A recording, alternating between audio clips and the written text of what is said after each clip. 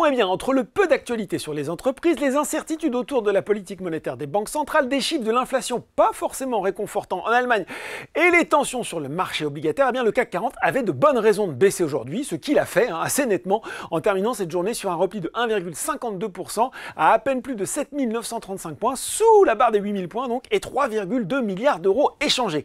Pas de réconfort à attendre du côté des marchés américains, puisque vers 17h45, le Dow Jones cédait 0,9% et le Nasdaq 0,4% pour à peu près les mêmes raisons.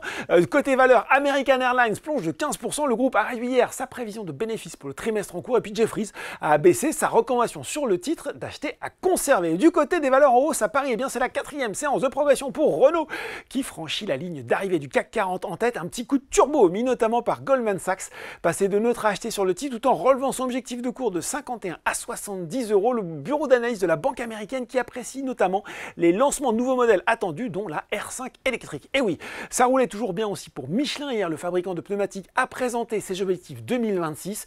Il vise notamment une marge opérationnelle d'activité de 14% contre 12,3% en 2023. Et puis, le résultat opérationnel des activités devrait lui atteindre 4,2 milliards contre 3,6 milliards l'année dernière. Thales est la 3e et dernière valeur du CAC 40 dans le vert sur le SBF 120. Les opérateurs satellitaires Eutelsat et SES se distinguent ainsi qu'Elior Group.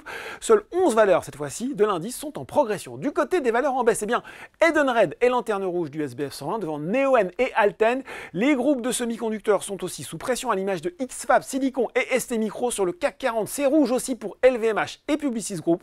Le géant français de la communication a acté aujourd'hui son changement de gouvernance. Maurice Lévy, président du conseil de surveillance, devient président d'honneur et Arthur Sadoun, PDG du groupe. Voilà, c'est tout pour ce soir. En attendant, n'oubliez pas, tout le reste de l'actu éco et financé sur Boursorama. Pas de débrief demain pour cause de webinaire, mais on se retrouve vendredi. À vendredi donc.